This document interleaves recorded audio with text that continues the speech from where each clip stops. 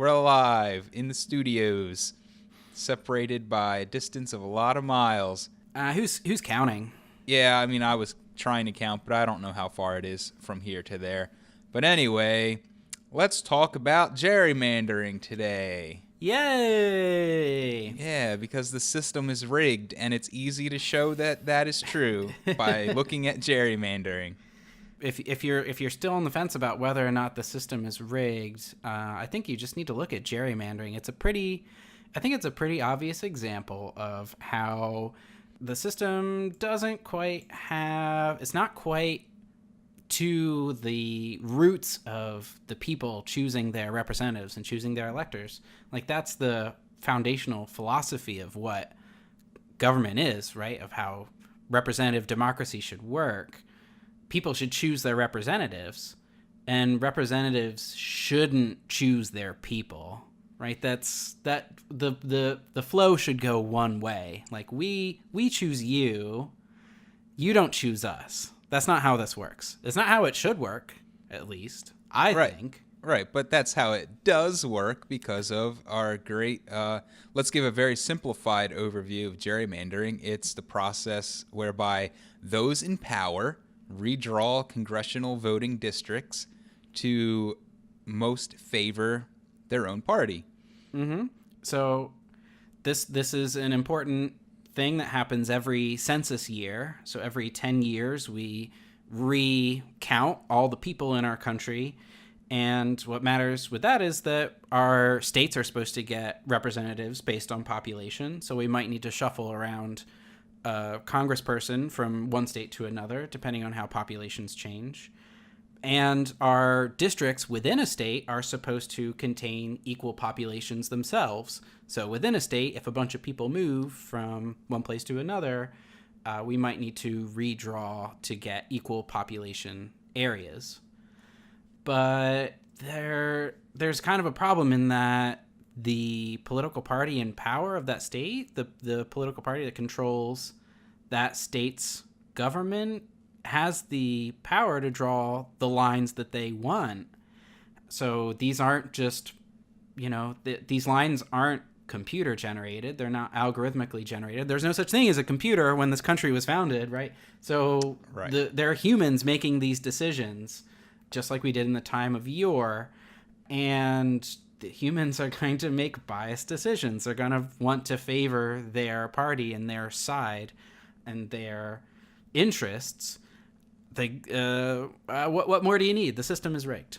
The system is rigged. Yeah, so I wonder if in the Hunger Games, if they have gerrymandering in the Hunger Games universe, because after all, they've got a bunch of districts. So I wonder if they redraw their districts every so often to make sure that certain people stay out of the powerful districts and stay in the lower end districts. Yeah. I mean, but that's just a little bit of fan fiction possibilities there. Let's try to stick to the real world, I guess. No, that's fun. I like that. Let's get a little fictional with it. Let's have a little fun with it. So in the fiction of the Hunger Games, do they have kind of perfect representation? Do they have can they carve out everyone who is in one part of their? I don't even know. I'm gonna lean heavily on you for this, Ryan. You brought up the Hunger Games, and I don't know anything about its universe. Do they have? What are their political parties like? Do they have political parties even? Well, they have. I think it's mostly a dictatorship. Oh, because okay. all the power is controlled in the capital, and the capital decides what's going to happen. I mean, I only saw the movies. I didn't read the books or anything, so I'm not totally up on all the nuances of the Hunger Games. But I think there's... So they kind of did away with the whole illusion of choice, the whole choice theater of left versus right. They just were like, oh yeah, well, we're just going to acknowledge that it's all just one big old government that, we're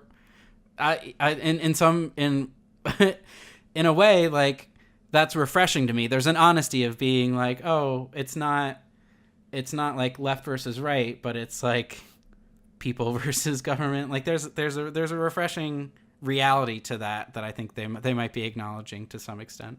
I guess if you want to call a dictatorship refreshing, and like the fact that whatever district you're born in is the district that you stay in for your whole life, and it only takes a revolution to overthrow the government, Yeah, refreshing. It's refreshing. So I guess in a way, you could try to say that gerrymandering is refreshing because, I mean, it's no big secret. The government officials do it openly, I suppose. I mean, there's maps. You look at the map and they're like, okay, let's draw the lines around this county and this county because they have my voters, and let's put, let's. I don't know how to do this on a podcast, but I guess we could put some links in the description to like some videos or pictures of how certain districts look in some states. I mean, it's kind of disgusting that these what you would think, like if you're in a certain county, you would think that, okay, my county is my district. I mean, it's that simple. It's like got some natural borders and some nice square borders to where there's no river or mountains or whatever. But it doesn't matter. It's based on like your house. So if like there's a little pocket of people that support one party right next to, the county line, they might like just extend the voting district out a little bit just to capture that audience when there's no reason for them to do that other than they want to preserve their own power. Right. They want to absorb kind of a little cluster of people who are going to vote predictably, and they want to absorb them in a safe way where they know that those votes won't count against their interests.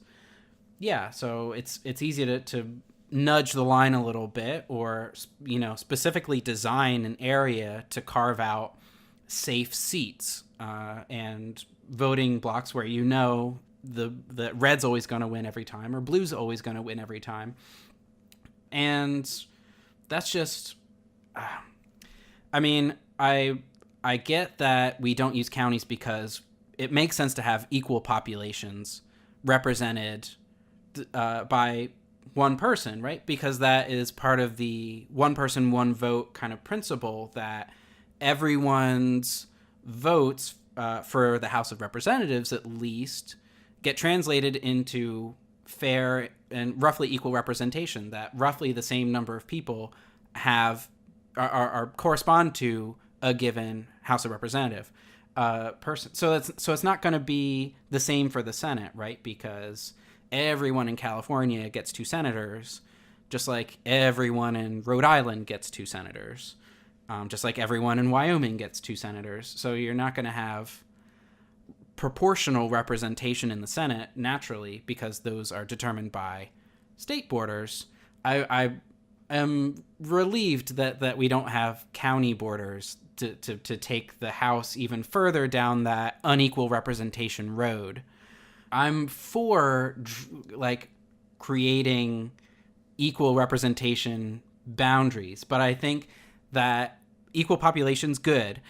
Another rule, they have to be contiguous. I like that, right? So it means that we can't have a chunk of voters on the far east side of the state and a chunk of voters on the far west side of the state, right? Pennsylvania can't just lump Philadelphia and Pittsburgh into one voting block, right? It has to be contiguous. It has to be connected.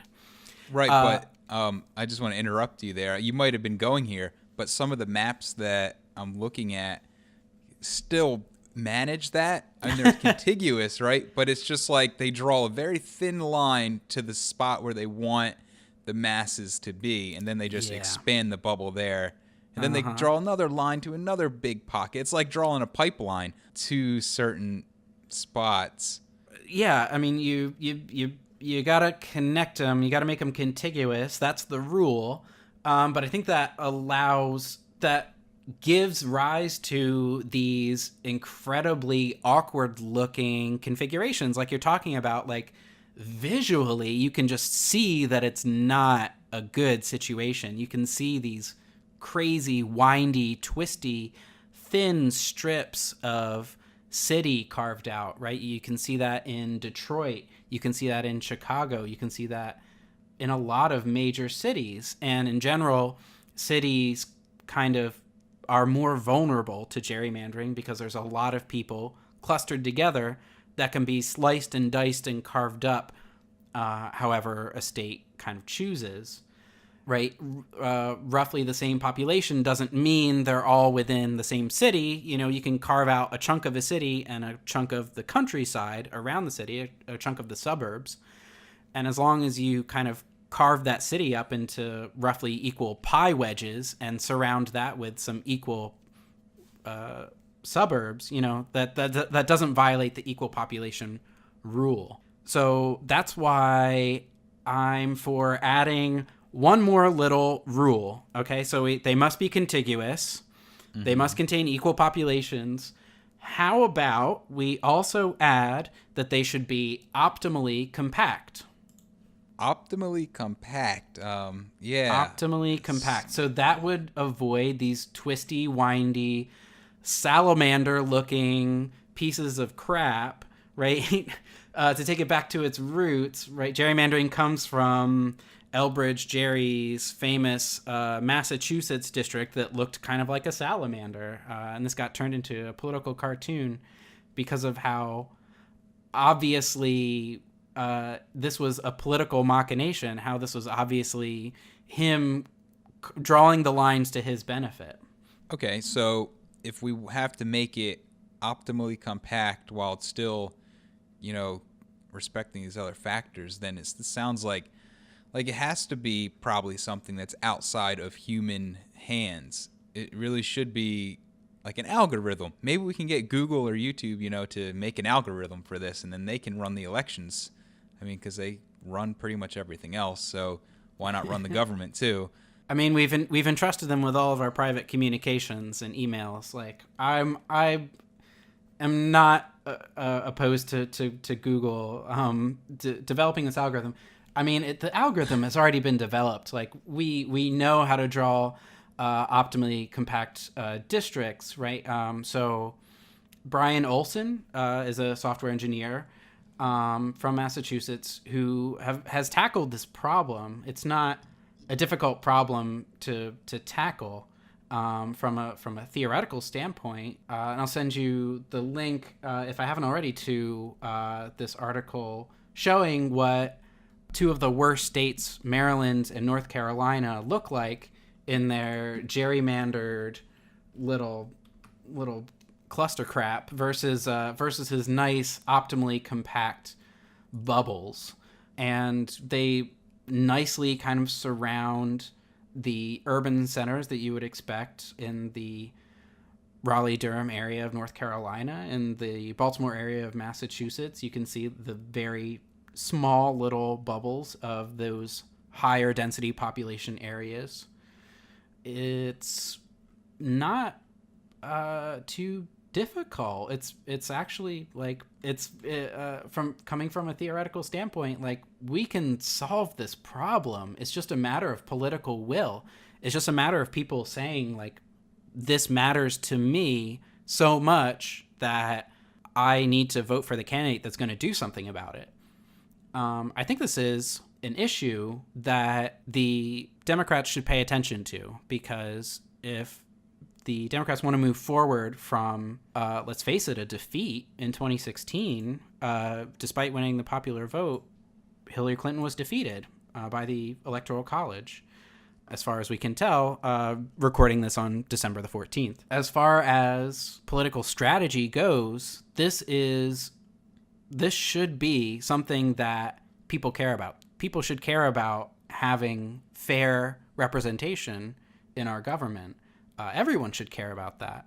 But the Democrats are the ones with the political will to actually fix it, because they get the short end of the stick most of the time, given how urban centers tend to be more susceptible to gerrymandering. To gerrymandering, right? Because that's the topic. Because that's what we're talking about. That is what we're talking about. I mean, at the end of the day, I think this just demonstrates how screwed up the government system is, and how, like, if people want to vote for someone to fix this, Like, who's to say that once you vote for that person, they're not just going to turn around and be like, well, yeah, that was a good idea and all, but I kind of want to stay in power as easily as possible, so I'm just going to gerrymander everything. Who cares? It's a thing, but I don't think it needs to be a thing. I think we can imagine and design a better system where it's not a thing. And I think if people decide that this is a thing that matters, that this is a thing that's important, and if politicians are actually listening, then we might get some traction on this. I think this has to be a voting issue. I think that the thing that people need to vote for, and like, I'm not saying who to vote for, right? I'm just saying that the most important issues on our plate today as a country are campaign finance reform, free and fair elections. I think we need elections where different people have a voice. We've talked about voting systems that have less of a spoiler effect. I think that elections need to be more publicly funded and free from corporate interest. I think that by the standard of us choosing our representatives, even before we get to the ballot, the choice has already been made by corporate donors and special interests which people should be on the ballot. So in a large way, our choices get whittled down before we even have them. People who don't appeal to special interest campaign finance aren't going to have that advantage to get on the ballot, which is why we need smaller, publicly funded elections where I think repealing the Citizens United decision, overturning that is not enough. I think that we need incredibly small donation limits such that it's impossible to run without popular support from people. The best system I've heard of that accomplishes this is the Franklin and Grant Project. It's an opt-in system where candidates would say, I'm a Franklin and Grant candidate, and they would only be able to receive $50 from each citizen, which would be matched by $100 from the government. So it forces candidates to appeal to everyone. It forces the system to work for people and not for corporations. So they just get free $100 from the government, which is our tax money anyway. So what if I don't want to support that guy? Like, how does that work? I don't want to support the guy that my neighbor gave $50 to. Why should he get another $100 matched by the government? Where, like, they don't divide that money up into, like, this is the money that you paid in your tax. This is the money that you paid. It's all just one big bundle. I don't know about that sounds weird. That sounds like I just don't. I mean, I like the idea of smaller donations, and maybe if there was no such thing as, like you said, a giant corporation like Goldman Sachs being able to give you, $3 million towards a campaign, like that would be a good deal, because then everyone, like if I'm a part of Goldman Sachs, like just a regular run-of-the-mill employee, say I'm the janitor, and I don't support a candidate, but my company does, well, that's not very fair to me. I didn't want, the company I'm part of to go along with that candidate. So, like, everyone inside of each individual corporation as individuals has the option to donate or not. Sure.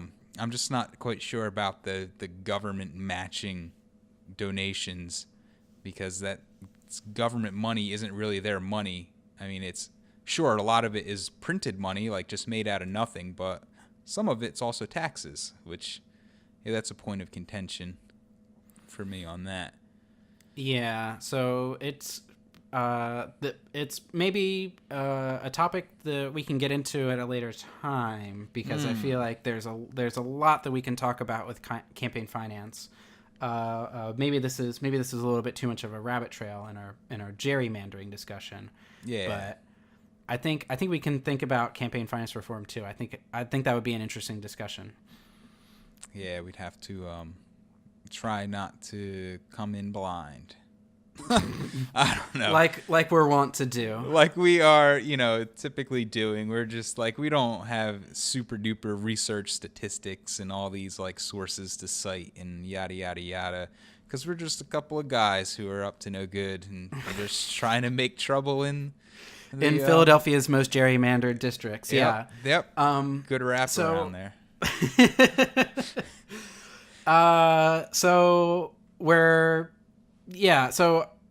I mean, we do have some sources to cite. I mean, I'm looking at a couple articles here from the Washington Post. Some fun facts for you. In 9 of the 10 most gerrymandered districts, Democrats were actually the winners of those districts, but 8 out of those 10 districts were drawn by Republicans, right? So those are examples of those safely carved out spaces where Republicans are saying, okay, you get your one kind of safe seat, and we're just going to take all the surrounding seats. So you get your one kind of like 80-90% margin victory, and we'll just like absorb those other kind of 30-40% with our surrounding 50-60 and get like more seats than you. Yeah, that's the game you got to play if you want to be in power. You got to learn to play the game. Mm-hmm. I don't know if you want to sum this up now and like, what's the takeaway? I mean, the takeaway for me is that the system is rigged, and this is an obvious spot where it's rigged, and no one can deny that the game is rigged for either side. It just happens that whoever's in power every 10 years gets the greatest benefit from it. Yeah, I think the take home for me is that this is such an old issue that we've gone back to the 19th century for the name of the issue, which is a fun little portmanteau. I love it. It's such an old issue that today's technology and like modern ideas, it's an imminently solvable issue.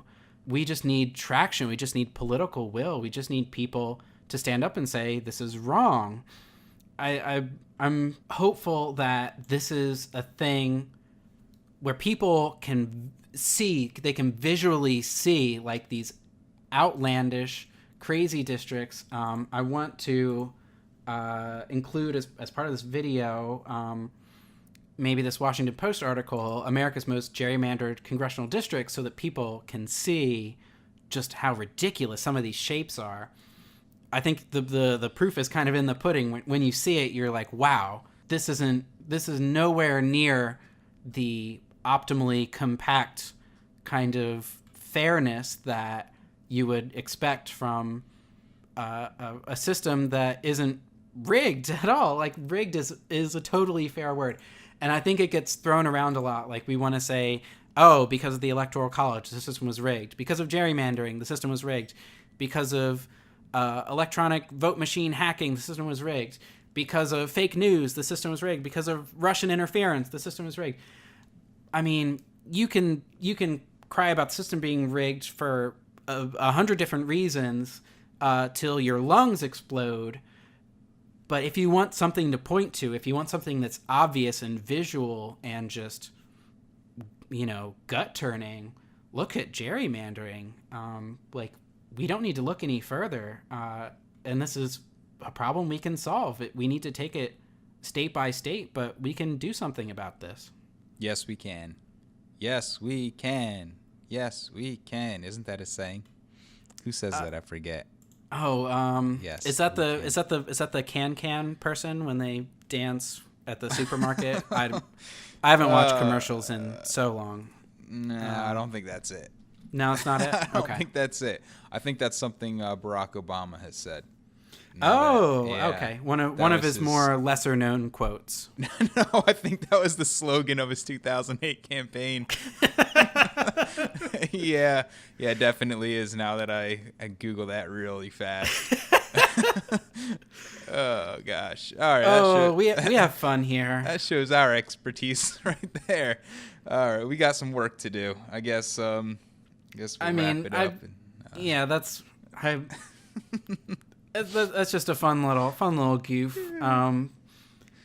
Yeah, I think that's blah blah blah. Yep. And then the episode just ends just like that. Yep. Yeah, this has been fun. Maybe for the kind of cover photo for this. Ooh, maybe we could use this little graphic, the little easy way to look at gerrymandering. We could have perfect representation. We could have compact districts, but that aren't that fair. We could have neither compact nor fair districts, which is what we got in a lot of states. But just making the system compact, I think, solves a lot of the problem, because a lot of that blue is packed into the cities, and a compact district surrounding a city would make it both compact and fair. Yes, it would. And I guess that's what everyone wants these days, is fairness. Everyone wants a fair shake. Everyone wants a level playing field. Everyone wants to know that it's not tilted, that someone's finger isn't pointing down on the scale, kind of. Yeah, maybe you've gone too far for me on that, but that could be another thing that we talk about: fairness. Fairness. What does that mean? Yeah, what is fairness, and why does no one think that they have it? Like, everyone's always saying there's no fairness for me, or this or that or the other thing. It seems like nobody has a fair deal anymore. I don't know. No one's getting a fair shake anymore.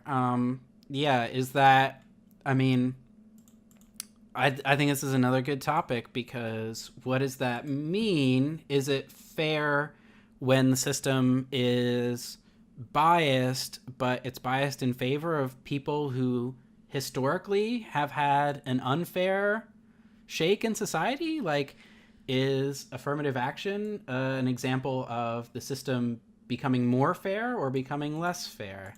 That's a hot topic.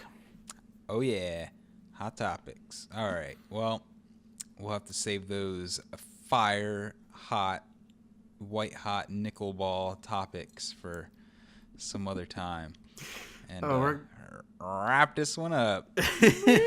We're gonna put the white hot nickel ball of our ire on some gooey topics. It's just gonna boil that Nickelodeon gack of these hot political topics. Yeah. All right, everyone. If you followed us along through that meandering ending there, kudos to you. Thanks for sticking around to this final conclusion of the episode. It was like a twist ending all around. So, yeah, gerrymandering. The system was rigged. Look at the maps. It's all right there in front of you. It's right there. But it don't have to be rigged. We can. Yes, we can.